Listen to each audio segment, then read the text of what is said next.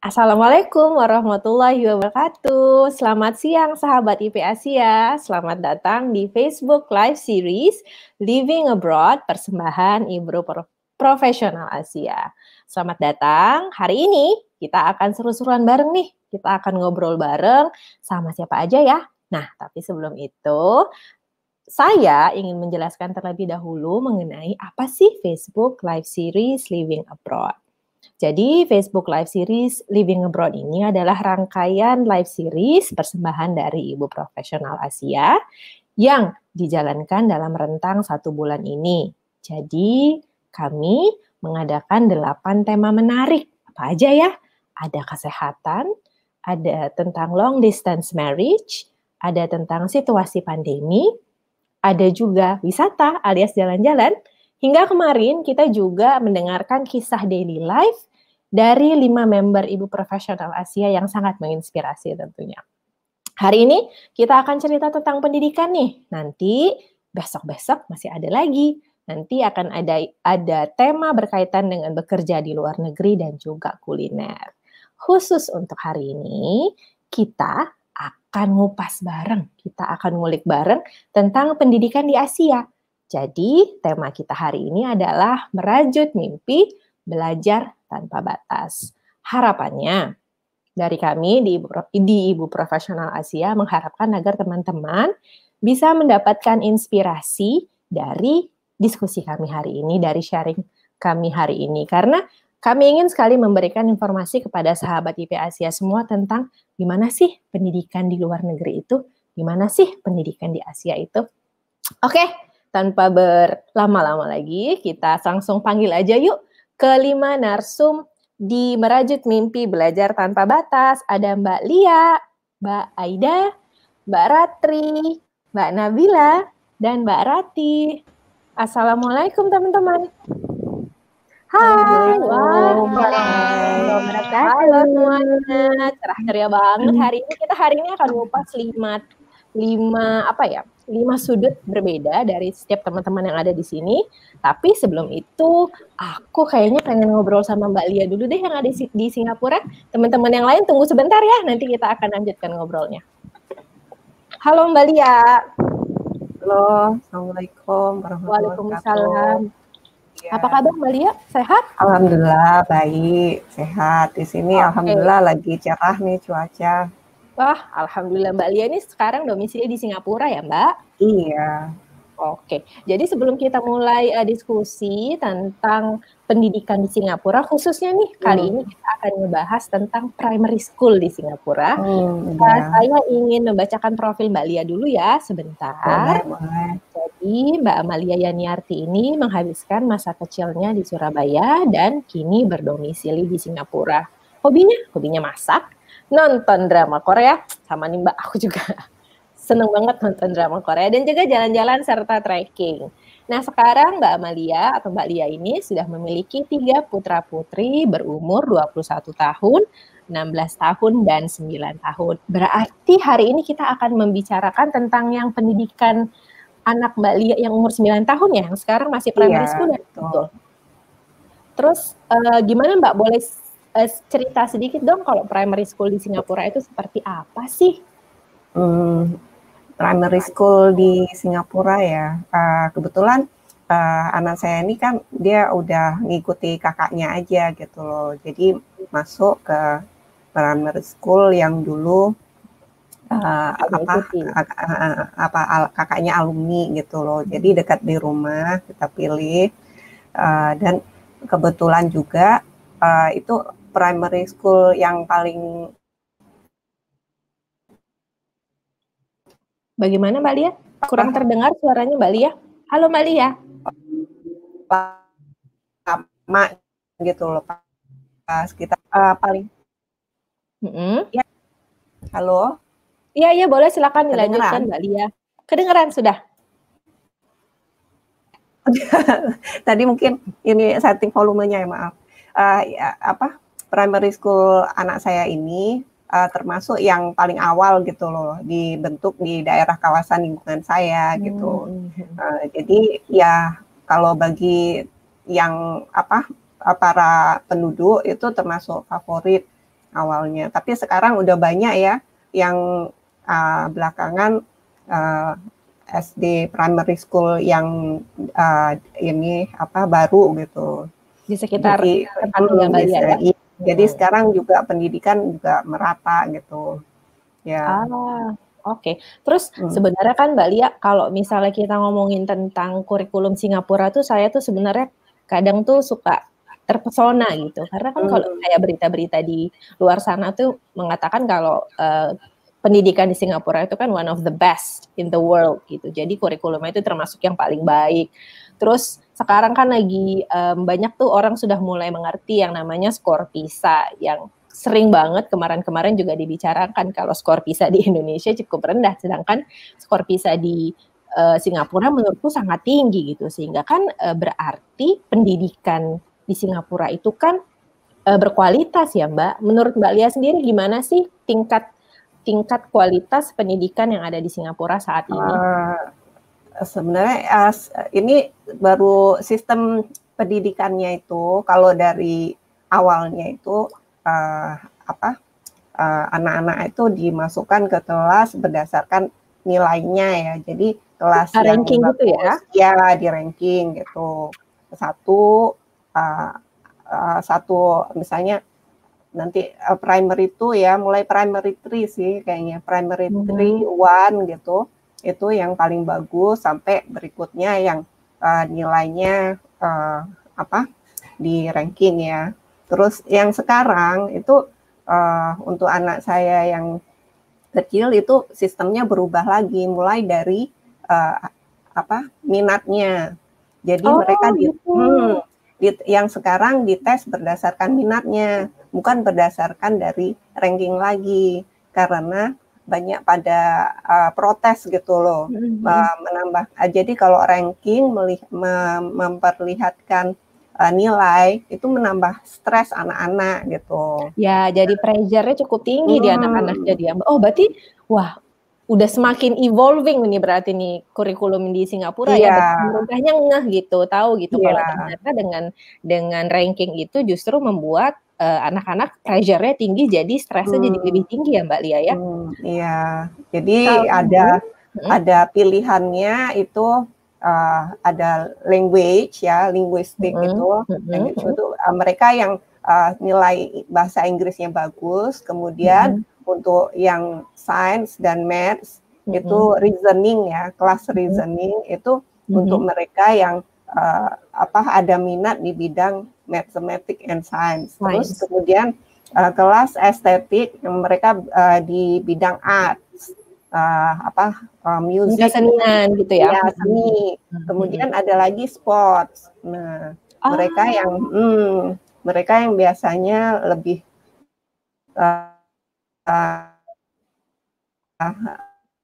suka di art kelas yang sports.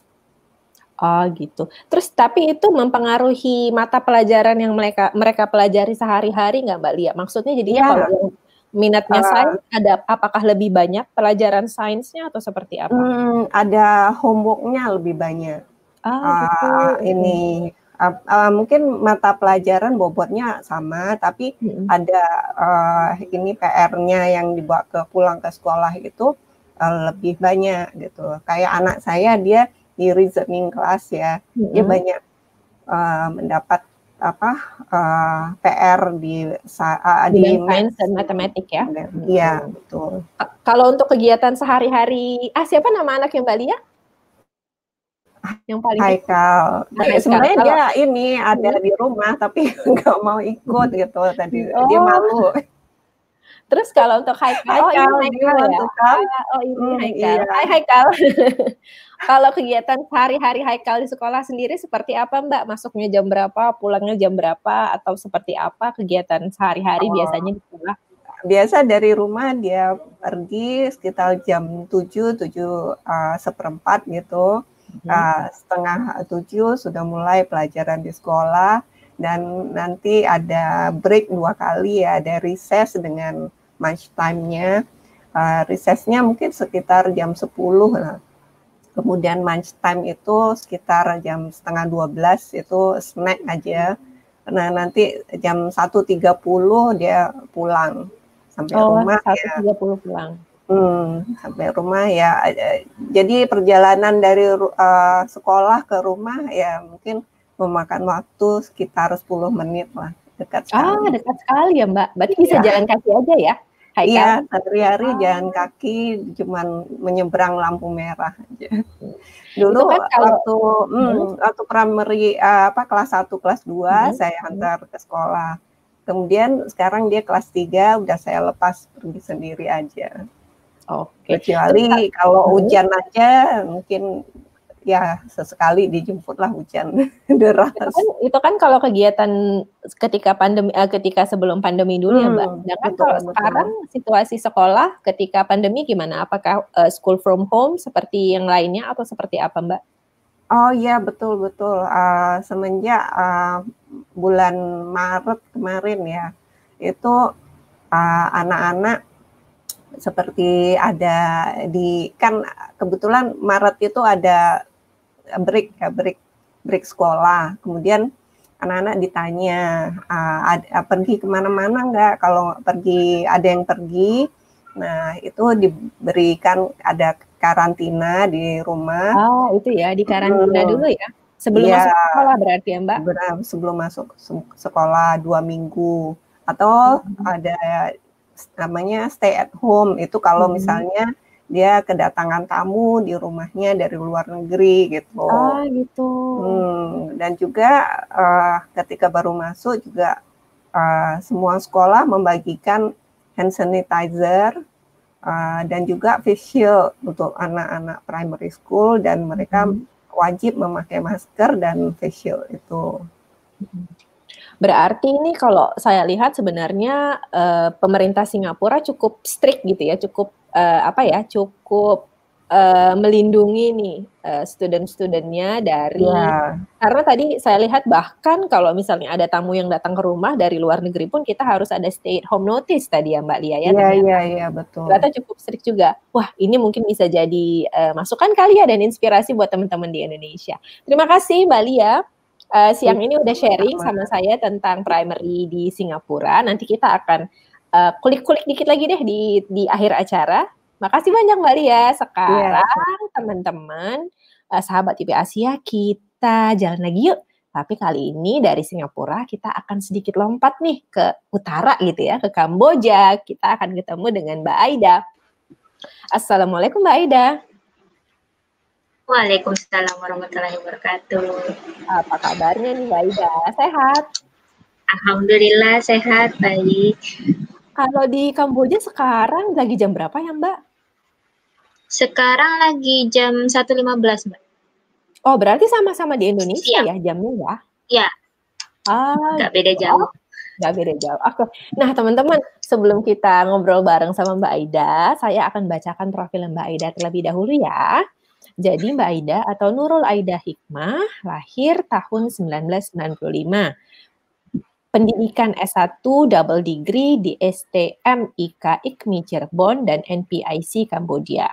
Seorang ibu dari seorang putra dan putri yang sedang menempuh perkuliahan online di IP dan kini dipercayai memegang tanggung jawab sebagai koordinasi negara Kamboja. Nah, Mbak Aida, jadi kita hari ini akan ngulik double degree-nya Mbak Aida nih, seperti yang saya sebutkan tadi ya.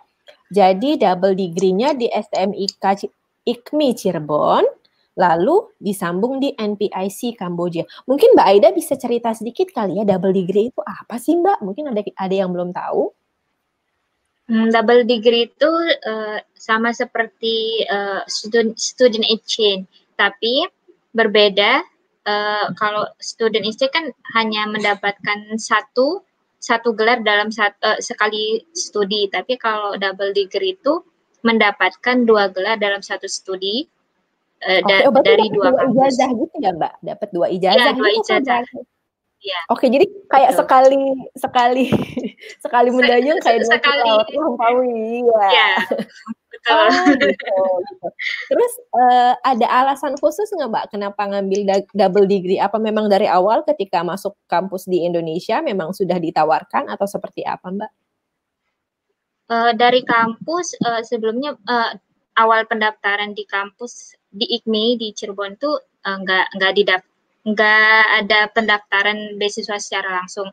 Tapi semenjak saya mulai semester 5 itu ada penawaran dari apa namanya?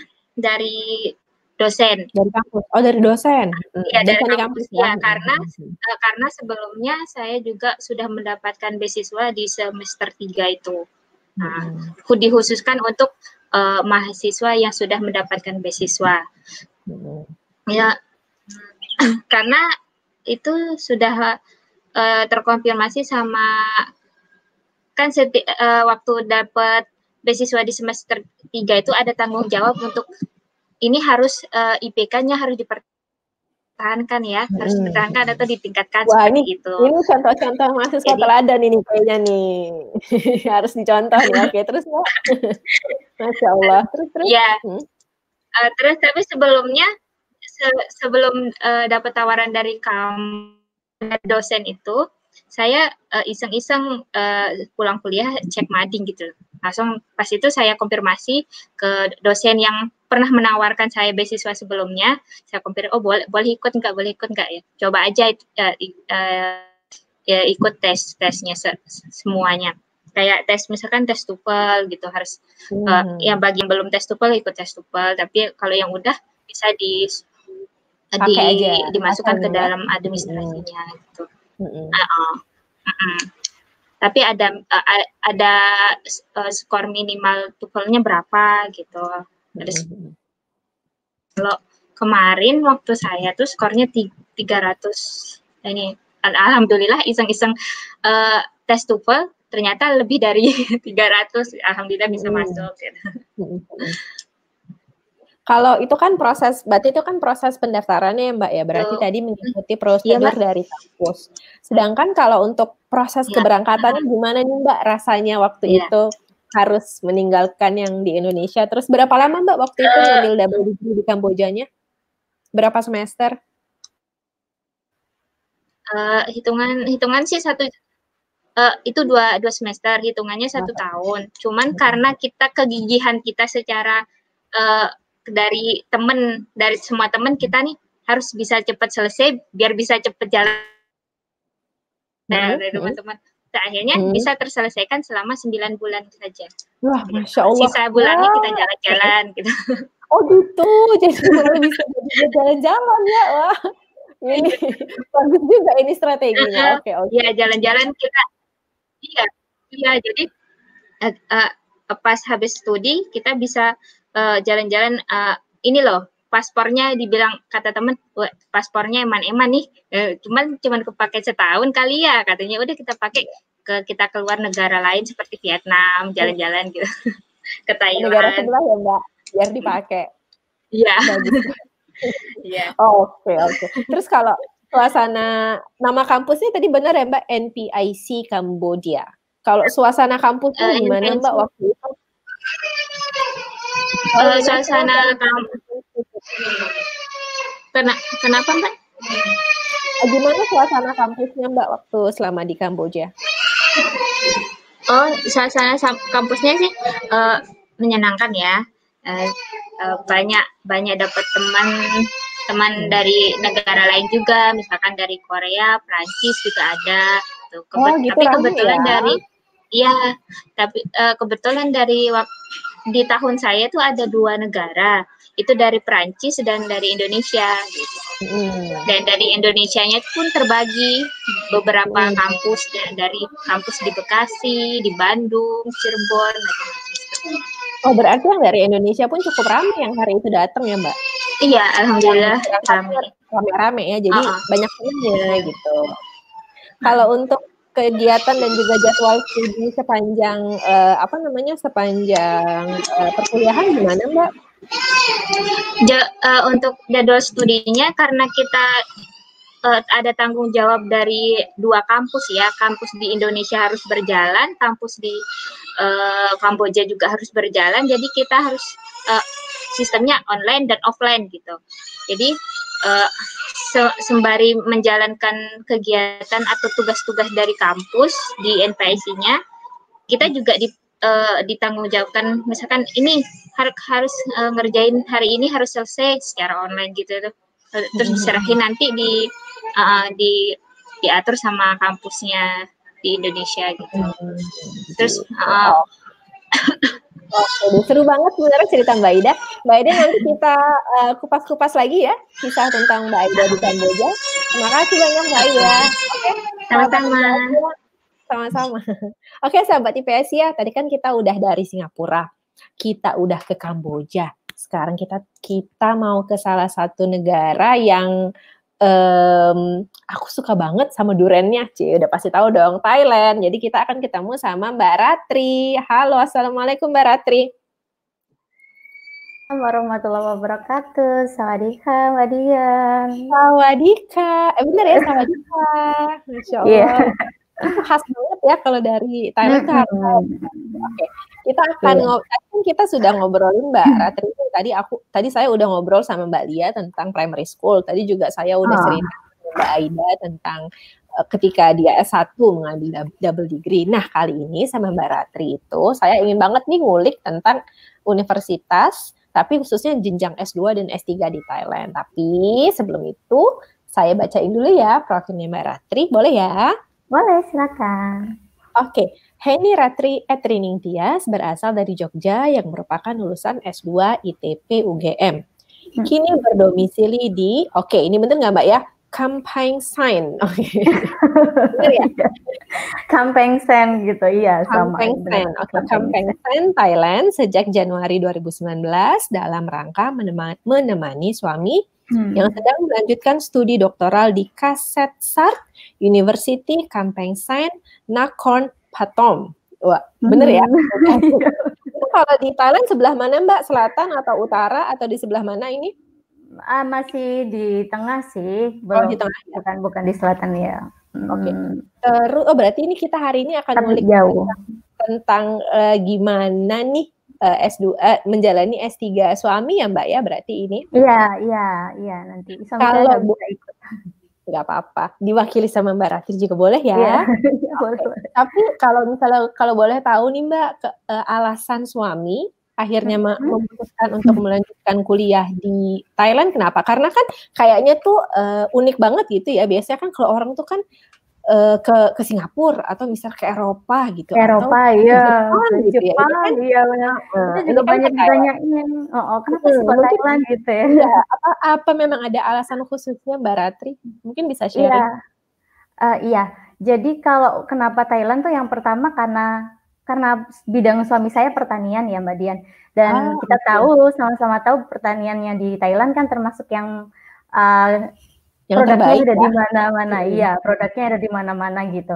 Dan yang pertama karena Thailand, karena bidang suami saya pertanian.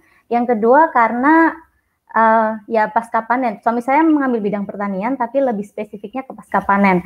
Dan Thailand itu termasuk salah satu negara, mungkin atau nomor 1 ya mungkin, negara eksportir buah terbesar ya, yang produknya komoditasnya ada di mana-mana gitu. Kayaknya kok musimnya nggak habis-habis gitu. Nggak musim durian aja ada durian gitu kan. Buah-buahnya Thailand itu Masya Allah Mbak. Enak juga banyak. Benar. Oke. Oh jadi sebenarnya salah satunya itu adalah memang karena yang terbaik ada di sana ya Mbak? Iya, tapi sebenarnya kalau untuk bidang pasca panen ada sih yang lebih baik di Amerika. Cuman kebetulan rezeki suami saya di sini. Terus lagi Mbak Dian, karena kan Thailand itu kan negaranya sama-sama tropis nih, sama Indonesia ya. Harapannya suami saya nanti kalau misalnya belajarnya di Thailand bukan di Amerika ya, karena kan yang nomor 1 tuh yang paling bagus pasca panen sebenarnya ada di UC Davis di California.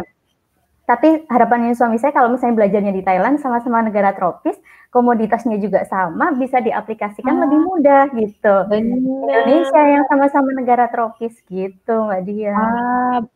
Ini keren banget sih menurut aku loh Mbak. Jadi ternyata memang kita tuh kalau milih sekolah itu memang jangan mikir keren-kerennya doang ya. Karena kan orang mikir biar keren nih kita ke Amerika gitu. Padahal kan kita melihatnya itu visinya lebih jauh ke depan ya.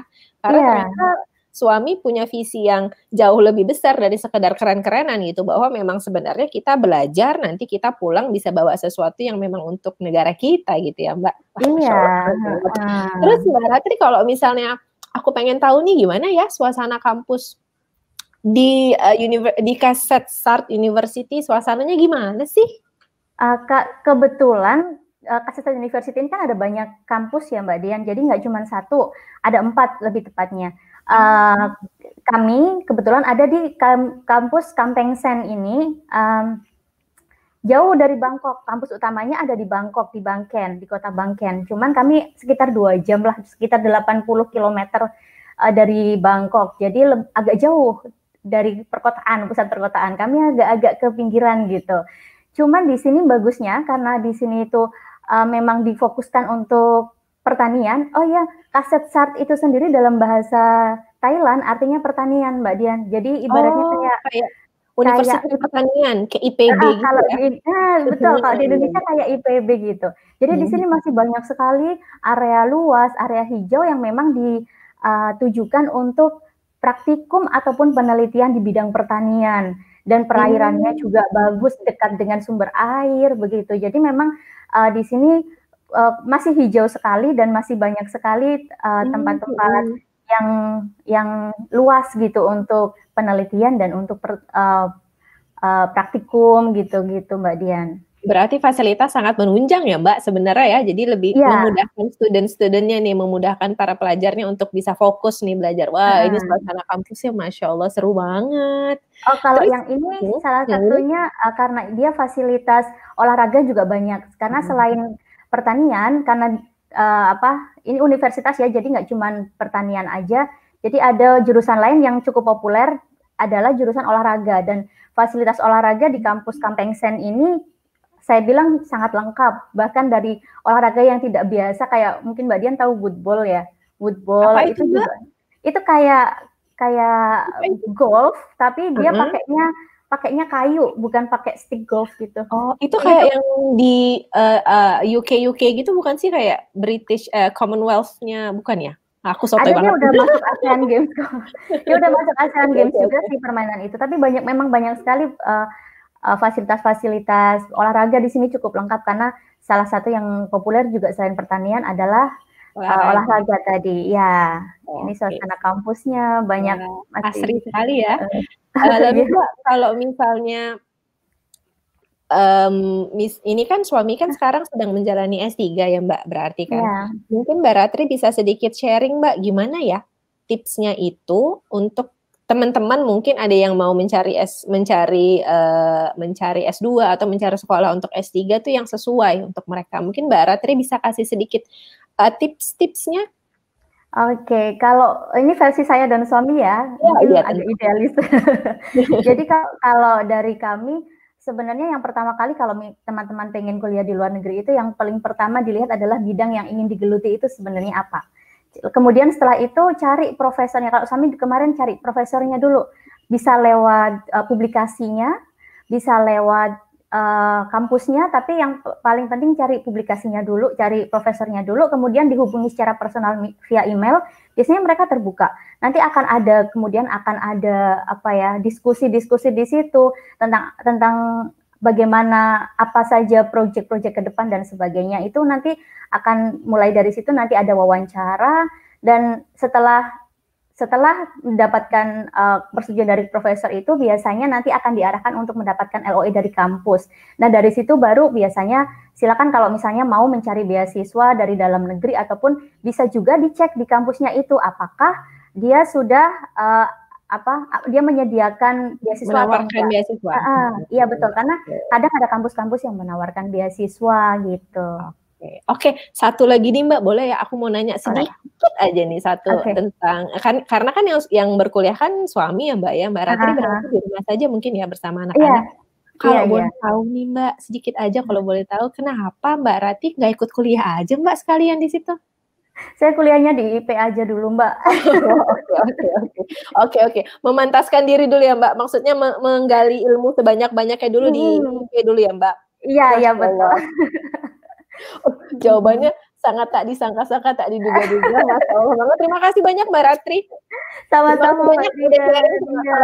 Salam juga okay. untuk suami. Terima kasih sudah mau membagikan kisahnya di sini bersama kami. Nanti kita sambung lagi di akhir acara ya Mbak Ratri. Terima kasih. Iya, pasti. Sama-sama. Oke, sahabat IP Asia. Singapura udah, Kamboja udah, Thailand udah. Nah, ini satu lagi nih, kita akan ke Malaysia. Kita ke Malaysia akan ketemu dengan Mbak Nabila. Halo, assalamualaikum Mbak Nabila. Waalaikumsalam Mbak Dian. Halo Mbak Dian. Apa kabar Mbak? Masya Allah. Alhamdulillah. Shiny sekali hari ini Mbak Nabila. Panas deh Mbak. Malaysia panas kan Mbak Dian? Lagi panas. Benar panas, tapi karena lightingnya bagus jadi shining gitu kan. Masya Allah, segar sekali. Oke, kita akan mengulik, kita akan menceritakan lebih dalam nih tentang kuliah S3-nya Mbak Nabila. Tapi sebelum itu, saya bacakan dulu ya profilnya Mbak Nabila sebentar ya. Nabila Nurul Hawa sedang mengikuti suami yang mendapatkan beasiswa untuk melanjutkan studi S3-nya di UKM. Mbak Nabila melalui jenjang S1 dan S2 Pendidikan Geografi Universitas Negeri Malang dan mendapatkan beasiswa Kemenrisdikti S1 dan Kemenak di S2-nya. Saat ini Mbak Nabila melanjutkan pendidikan jenjang S3 di Institute for Environment and Development University Kebangsaan Malaysia. Gitu ya Mbak? Jadi sekarang lagi S3 nih ceritanya. Iya, insya Allah Mbak Dian ini baru mulai. Oh, baru mulai? Semester 1, iya. Baru mulainya kemarin bulan berapa Mbak? Akhir September. Oh, baru mulai. banget. Cuman cuman kita pendaftarannya sudah mulai dari pertengahan tahun ya. Sekitar bulan Maret itu mulai saya dicari supervisor dan mulai cari fakulti yang sesuai dengan bidang background pendidikan saya. Gitu. Jadi kalau misalnya aku boleh sedikit sharing, mau sharing juga sedikit. Jadi sebenarnya boleh. Kebangsaan Malaysia itu juga aku alumni sana. Oh, alhamdulillah. Cuma senior nih saya. Satu alma mater. Oh enggak. Saya waktu itu cuma ngambil S2 Mbak, belum sampai S3. Doain aja, mana tahu ada rezeki ya gitu. Amin. Kita mengikuti jejak Mbak Nabila mengambil S3 di UKM. Terus ada alasan khusus nggak Mbak, kenapa akhirnya memilih UKM satu dan kenapa akhirnya mengambil sekarang mengambil bidang PhD apa Mbak? Kalau boleh tahu. Saya di Fakulti Lingkungan dan Pembangunan Berkelanjutan ya, tapi konsentrasinya di pendidikan lingkungan. Karena background saya juga pendidikan geografi kan di Indonesia. Jadi nyambung gitu. Kalau alasan khusus kenapa mengambil UKM Mbak? Iya, sebenarnya karena suami lebih dulu ada di situ ya, di UKM. Jadi suami sudah berapa lama di UKM Mbak? Iya, jadi setahun yang lalu Mbak Dian, setahun yang lalu itu suami mendapatkan beasiswa ke sini ke UKM dan pada akhir tahun sekitar bulan November ya waktu itu saya dan anak-anak semuanya ikut ke sini sebelum pandemi ya waktu itu. Alhamdulillah masih sempat. Iya, padahal sempat LDR waktu itu kan soalnya visa kita nggak bisa langsung dapat visa dependent ya Mbak, keluarga karena harus dapatkan student pass dulu suami. Jadi waktu itu saya nyusul dengan anak-anak akhir tahun dan memang melanjutkan studi itu memang salah satu impian saya sejak lama ya. Nah ini tahun ini sekarang kenapa sekarang? Karena mumpung di sini, karena suami juga sedang studi dan anak-anak mumpung masih pada kecil-kecil, jadi insya Allah suami dan orang tua juga mendukung dan mendorong agar segera ambil aja lanjut studi gitu. Jadi bismillah saya ambil. Semangatnya luar biasa Mbak Nabila ternyata. Terus kalau kemarin tuh sistem pendaftarannya mulainya seperti apa Mbak waktu pertama kali Mbak Nabila mulai mendaftar di UKM waktu itu? Iya, jadi waktu itu pendaftarannya kita lihat ada websitenya ya Mbak, website UKM dulu itu untuk kita mencari supervisor, profesornya. Jadi kalau saya menentukan profesor dulu, kita lihat seperti Mbak Ratri tadi, kita lihat publikasi jurnalnya, publikasi ilmiahnya. Kemudian yang bidang beliau itu sesuai dengan bidang saya, gitu. Jadi saya cari supervisor, kemudian saya email beliau dan saya mengajukan proposal untuk riset saya. Kemudian setelah itu kita membuat aplikasi pendaftaran di websitenya UKM Postgraduate itu, Mbak. Kemudian di situ nanti ada step-stepnya, langkah-langkahnya juga apa saja yang harus kita penuhi. Yang pertama harus, kalau dari Indonesia mungkin harus punya paspor dulu ya, karena di situ nanti login ke website postgraduate-nya itu pendaftarannya itu menggunakan paspor Nomor itu. paspor. Iya. Jadi itu memang Nomor karena itu ID. memang udah identitas utama jadi ya Mbak ya. Iya, Jadi sebenarnya sistem pendaftarannya kurang lebih mirip-mirip tadi sama Mbak Ratri berarti ya. Jadi harus cari supervisor dulu. Kalau untuk suasana kampus di UKM gimana nih Mbak rasanya? Alhamdulillah ramah ya, rumah anak juga sih. Untuk anak-anak. Sebab saya juga sama anak-anak kan yang masih kecil-kecil. Jadi kita sering dulu sebelum pandemi, sebelum sekarang di Malaysia ada pembatasan lockdown, iya. Saya dan suami juga sering ngajak anak-anak. Jadi kalau kita mau ke perpustakaan atau jumpa dengan supervisor atau ada perkuliahan gitu, biasanya saya bawa anak-anak sekalian jalan-jalan karena memang suasana kampusnya juga enak, luas, banyak pohon-pohonnya rindang. Mungkin Mbak Dian juga mengalami sendiri kan ya? Iya, betul. Banyak binatang-binatang macam kadang monyet, terus burung-burung juga banyak kan. Benar-benar. Nah, anak-anak seneng aja gitu, tupai, kadang ada kelinci juga. Jadi seneng aja sih kalau ngajak anak-anak main ke kampus, kita sekalian belajar juga. Seperti itu. Berarti Mbak Nabila ini juggling two things gitu. Satu sekolah, satu juga ngurus domestik ya Mbak, ngurus anak dan juga ngurus keluarga. Mungkin Mbak Nabila bisa share sedikit gimana nih caranya tuh memanage waktu antara kuliah S3 dengan mengurus domestik di rumah, karena kuliah itu kan menurut saya itu kan bukan sesuatu yang mudah ya. Kita kan harus fokus juga ke situ gitu. Kita punya komitmen juga, terutama kalau kita ada beasiswa. Apabila kita ada beasiswa, kita kan kayak punya janji gitu kalau kita harus menyelesaikan dengan baik. Nah, kalau Mbak Nabila sendiri cara manage waktunya gimana, Mbak? Iya, sebenarnya ini juga saya juga masih belajar ya Mbak Dian ya. Kalau menurut saya ya yang penting itu awal itu kita harus membangun komunikasi yang baik ya dengan pasangan, dengan anak-anak dan juga dengan supervisor gitu. Jadi dari awal saya juga ya. Halo, Mbak. Iya, Mbak Nabila silakan. Jadi dari awal saya sampaikan kepada anak-anak bahwa ayah dan bunda ini juga belajar di sini. Jadi ada waktu-waktu yang kita memang harus fokus terhadap pelajaran kita. Jadi kalau pas ayahnya sedang belajar, sedang bimbingan, maka saya nemenin anak-anak. Atau kalau saya sedang belajar, sebaliknya suami yang menemani anak-anak, seperti itu. Jika dengan supervisor juga kita jujur aja apa adanya. Kalau kita di sini juga sama keluarga, kita kalau waktunya bimbingan ya kita bimbingan apa adanya sesuai dengan itulah. Pokoknya komunikasi lah yang penting. Itu dia, berarti kuncinya sebenarnya komunikasi ya Mbak, komunikasi kita sama suami, komunikasi kita sama anak-anak, sama juga ada komunikasi kita sama supervisor ya. Insya Allah diberikan jodoh supervisor yang mengerti gitu. Amin, alhamdulillah, iya. Alhamdulillah ya Mbak, alhamdulillah. Oke Mbak Nabila, terima kasih banyak sudah sharing siang ini bersama kami. Nanti kita akan cerita lagi di ujung ya Mbak. Terima kasih ya, Mbak. Iya, Mbak Dian, sama-sama.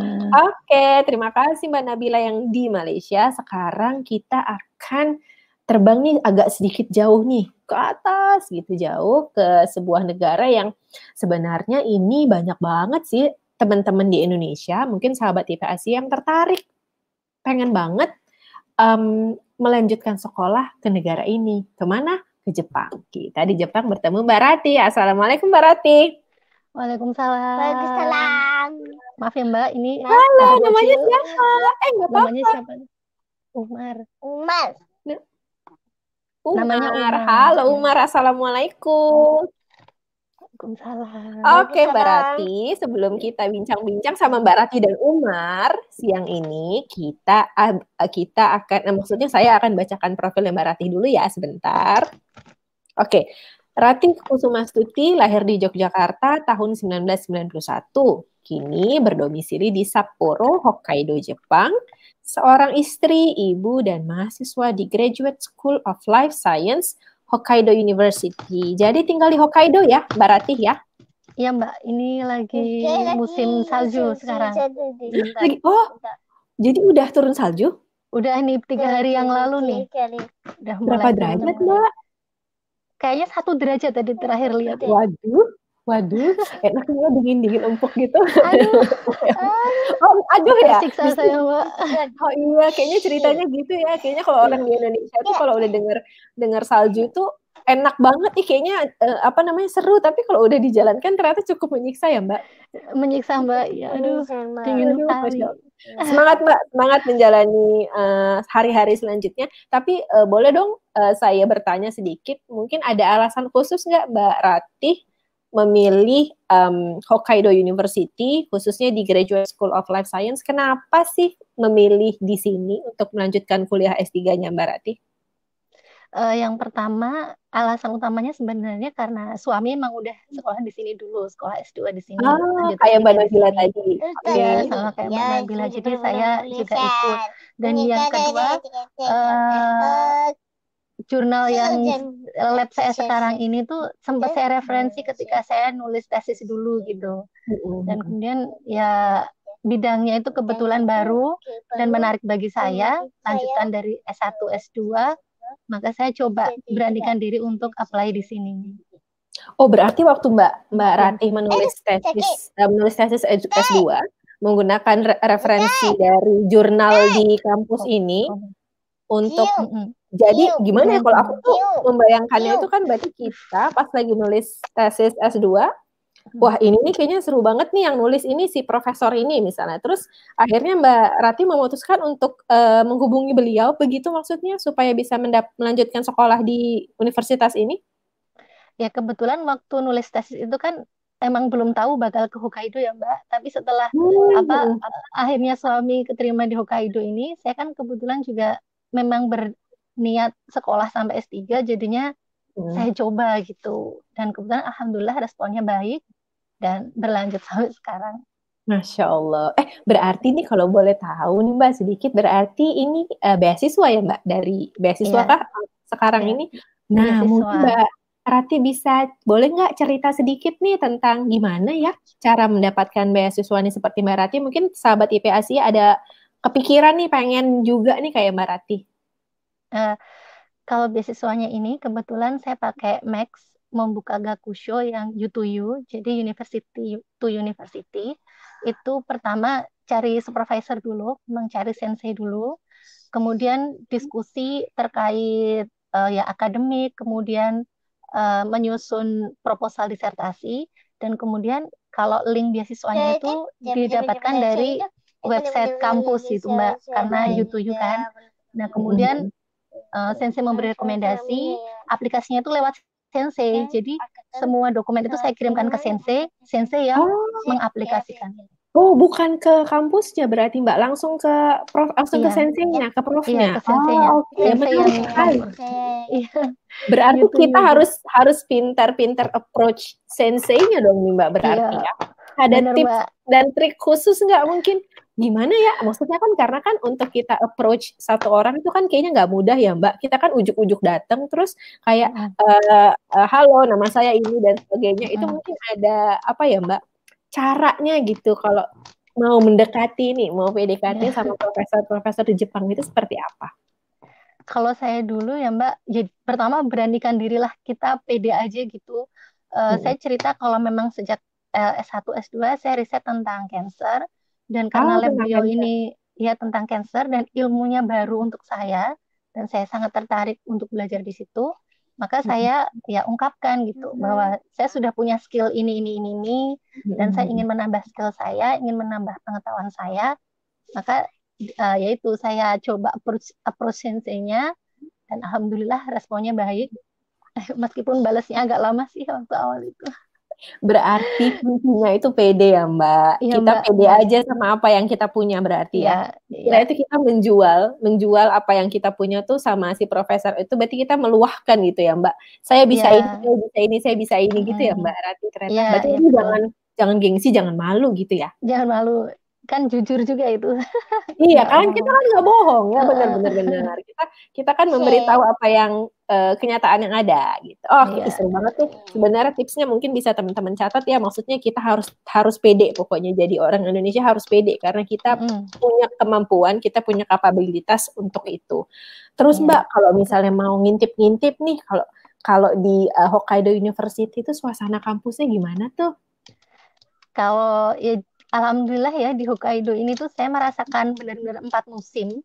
Nah, jadi seperti yang ada di gambar itu, yang kiri atas itu, yang hijau-hijau di pinggir sungai itu musim panas.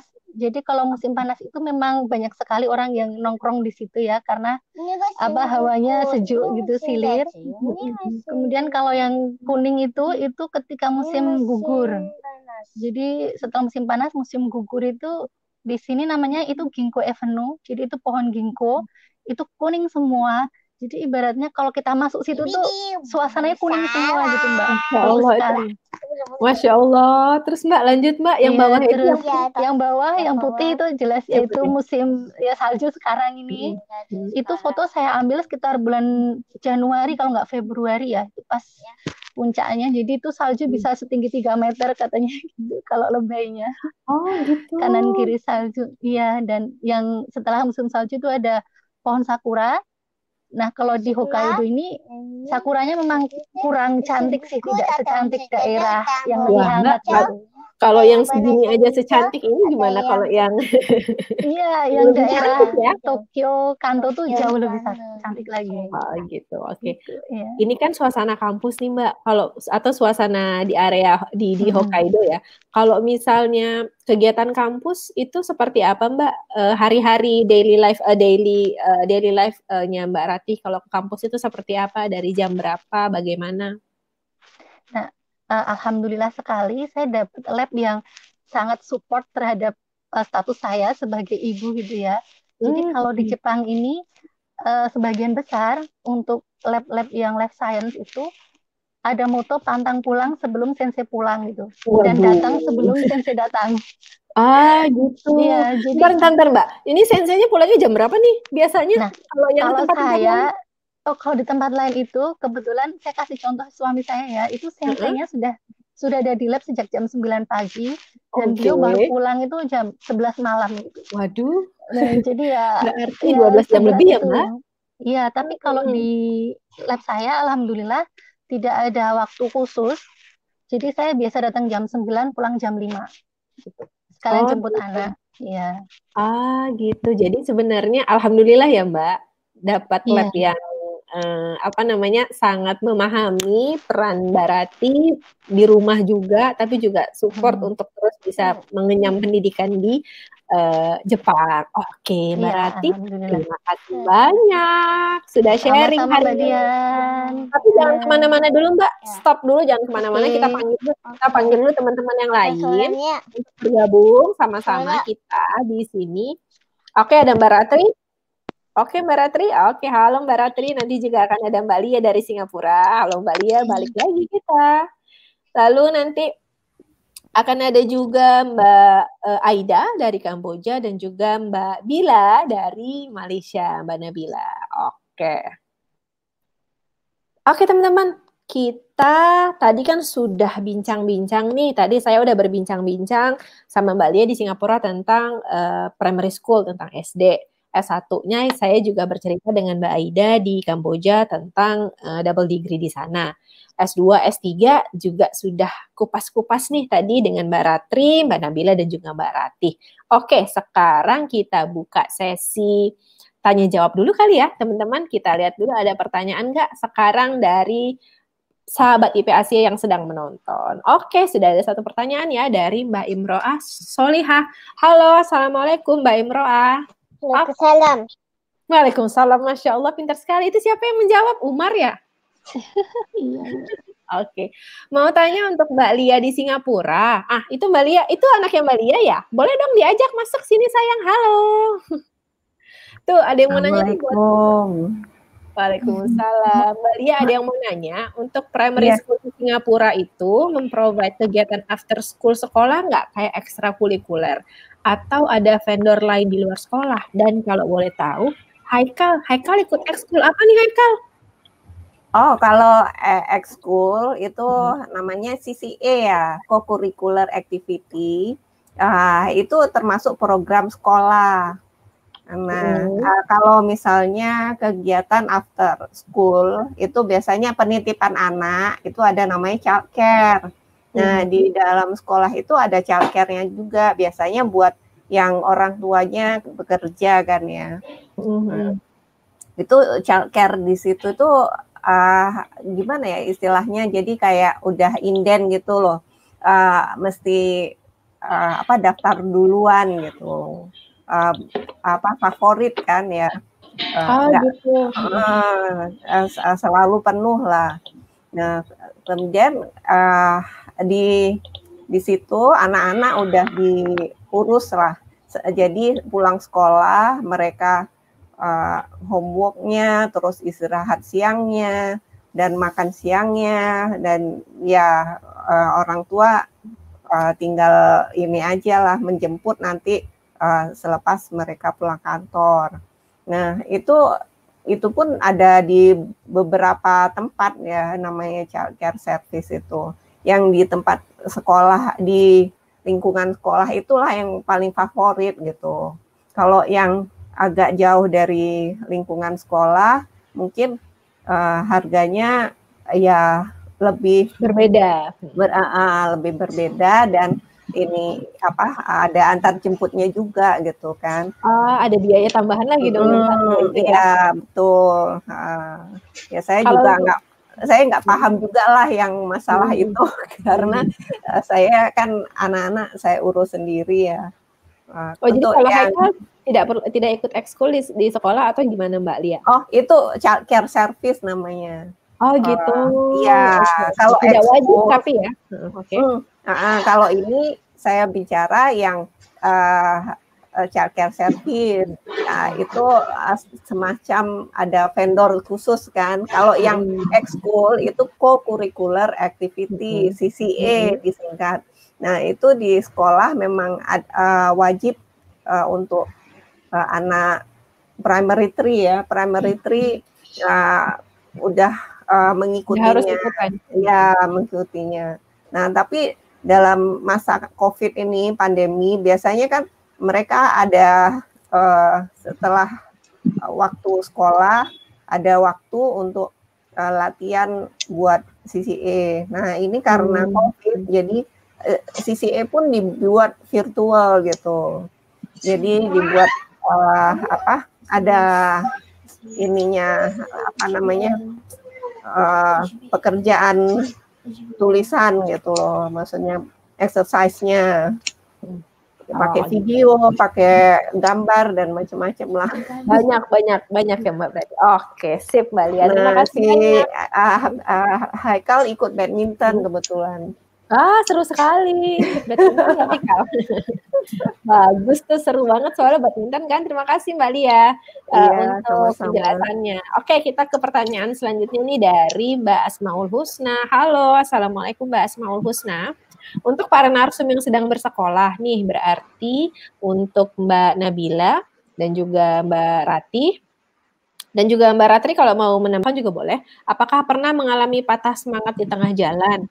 Boleh kasih tips nggak untuk terus kuat dan semangat menuntut ilmu sampai selesai? Mbak Aida mungkin bisa sedikit kasih masukan?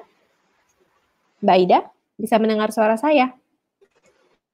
Sepertinya belum tersambung ya. Kalau gitu aku ke Mbak Ratih dulu deh. Mbak Ratih boleh nggak? Mbak Ratih boleh kasih tips nggak gimana ini ya supaya tetap harus semangat nih mau sekolah, karena namanya sekolah itu kan sulit ya menurut saya ya, karena kan perlu komitmen lebih itu tadi. Mungkin ada tips khusus Mbak Ratih? Kalau patah semangat di tengah jalan itu pasti ya Mbak, apalagi saya ini udah tahun terakhir, jadi udah harus segera selesai gitu. Kalau tips-tipsnya ya saya kembali lagi sih, saya bawa anak di sini gitu, malah justru kadang semangat itu datang dari anak dan suami saya. Jadi anak saya itu kan juga dia di sini sekolah gitu kan ya, dari pagi sampai sore juga. Dan dia tetap selalu happy gitu. Dan itulah yang bikin saya juga, ayolah gitu. Pasti bisa kok, setiap kesempatan pasti ada kemudahan. Yang namanya sekolah S3 itu pasti ya jauh lebih sulit daripada S1 dan S2. Makanya ya inilah salah kesulitan itulah ya, itulah belajar S3 itu ya itu bukan hanya sekedar riset, tapi juga manajemen waktu, manajemen mental, emosi, itu yang lebih penting sebenarnya daripada sekedar riset. Gitu sih Mbak, kalau saya. Masya Allah, dalam sekali ya. Kalau aku ke Mbak Nabila dulu deh sebentar. Kalau Mbak Nabila gimana? Kira-kira ada nggak tips-tipsnya nih Mbak untuk yang mau menyambung kuliah nih supaya tetap kuat dan semangat gitu? Kalau saya kebetulan baru masuk ya Mbak. Jadi kalau saya dengan suami ingat tujuan awal kita ada di sini aja. Kita kan tujuannya belajar ya. Jadi memang kalau S3 benar apa kata Mbak Ratih itu memang mungkin banyak ini ya lika-likunya lebih banyak, apalagi kita kan full research ya Mbak ya. Jadi gimana keberhasilan studi kita nanti itu sangat tergantung dengan kita hari ini, maksudnya dengan karena memang research ya fokusnya. Jadi kita saling kalau saya saling menyemangati aja dengan suami saat saya malas-malesan ya dia ingatkan lagi kita di sini tuh apa seperti itu. Juga ya. Sama kayak Mbak Ratih tadi sih, hampir sama ya. Support system itu penting. Nah, kalau dari sudutnya Mbak Ratri gimana nih? Kalau dari sudutnya Mbak Ratri sebagai yang menyupport suami seperti apa? Oke. Ya memang sih sama ya seperti yang dibilang oleh Mbak Ratih sama Mbak Nabila ya Mbak. Jadi kuliah S3 itu memang sangat menantang, apalagi suami saya juga sama kayak Mbak Ratih ya, sudah mulai masuk ke tahun ketiga gitu, dan itu lumayan harus cepat dikejar kan ya. Sama sih sebenarnya sama Mbak Nabila juga, ingat tujuan awal, dan juga kalau suami saya tipenya harus ada kayak ada apa ya namanya pemecah fokus gitu loh. Jadi kedatangan kami, saya dan anak-anak itu bisa memecah sedikit fokus yang tadinya sudah butek banget gitu di depan mata gitu, apa aja yang ada di tentang penelitian, tentang paper dan sebagainya. Kalau udah main sama anak-anak atau ngobrol, saya sering ajak brainstorming juga sama suami. Itu sudah sedikit bisa melegakan sih, seperti itu. Kalau peran saya sih lebih ke ngajak brainstorming atau ya memberikan pijatan. Oke. Intinya memang semua itu support ya, baik kita yang sedang kuliah ataupun kita yang mensupport pasangan kita yang sedang kuliah. Nah, karena waktunya terbatas nih sahabat IP Asia, jadi untuk pertanyaan yang lain nanti kita keep dulu. Nanti insya Allah saya akan minta teman-teman narasumber untuk bisa menanggapi pertanyaan teman-teman di kolom komentar. Tapi sebelum kita beranjak ataupun sebelum saya berundur diri, saya ingin sedikit menanyakan nih pesan-pesan khususnya dari teman-teman yang hadir di sini, terutama untuk Mbak Aida, Mbak Ratri, Mbak Nabila, dan Mbak Ratih nih. Kira-kira ada pesan-pesan nggak untuk teman-teman ataupun mungkin anaknya yang ingin melanjutkan kuliah di luar negeri? Mbak Aida, mungkin ada pesan-pesan khusus Mbak Aida? Mbak Aida bisa mendengarkan suara? Kalau dari Aida, ya sudah. Silakan Mbak. Sudah, silakan Mbak. Kalau dari Aida terus berlatih menghadapi setiap tantangan hidup, maju atau mundurnya sebuah kesuksesan itu adalah alur kehidupan kita. Masya Allah, terima kasih Mbak Aida. Kalau untuk Mbak Nabila mungkin ada sedikit pesan-pesannya Mbak Aida. Maaf saya Mbak Nabila, maaf. Mbak Nabila, silakan. Ya, halo Mbak. Ya. Kalau saya untuk Mbak-mbak atau ibu-ibu ya yang punya mimpi ingin lanjutkan kuliah, ingin studi lagi, jangan berhenti, jangan hentikan mimpi itu, jangan takut untuk mencoba, karena ketika kita ada usaha dan kemauan, berbekal restu tentunya ya dari suami dan keluarga, insya Allah nanti Tuhan akan menunjukkan jalan. Seperti itu. Masya Allah. Baik. Terima kasih Mbak Nabila. Untuk Sama-sama, Dian. Mbak Ratih, mungkin ada juga pesan-pesan dari Mbak Ratih. Silakan Mbak Ratih. Oke, saya ya. Mungkin hampir sama dengan Mbak Nabila dan Mbak Aida tadi. Saya menambahkan aja untuk ibu-ibu yang ingin lanjut S3. Ya tadi jangan patah semangat. Di sini banyak sekali student mom. Dan untuk tipsnya mungkin kalau di Jepang ya tadi cari lab yang mendukung aktivitas kita sebagai ibu dan istri. Jadi nggak cuma kita belajar, tapi kita juga harus terbuka pada sensei bahwa kita seorang ibu, seorang istri. Jadi pembagian waktunya bisa dibicarakan. Baik. Cari labnya ya. Cari labnya tuh penting banget. Oke, terima kasih Mbak Ratri. Lanjut dong kita ke Mbak Ratri di Thailand. Mbak Ratri mungkin ada sedikit pesan-pesan Mbak Ratri. Silakan. Ya, baik. Ya. Jadi kalau untuk teman-teman yang mau melanjutkan kuliah di luar negeri ataupun mau menemani suami pasangan lanjut kuliah di luar negeri, yang paling penting adalah menjalankan peran kita dengan sebaik-baiknya, menjadi support system satu sama lain dengan apapun peran yang diambil oleh masing-masing pasangan gitu. Itu aja mungkin Mbak Dia. Baik, terima kasih Mbak Ratri. Nah, khusus untuk Mbak Lia, karena pertanyaan pesan-pesannya akan sedikit berbeda nih. Khusus untuk Mbak Lia, kalau pesan-pesannya mungkin ada yang terfikir untuk pindah ke Singapura, berhijrah ke sana, lalu nanti ingin mencari sekolah anak, mungkin ada pesan-pesannya dalam bagaimana memilih sekolah anak yang tepat di Singapura, Mbak Lia?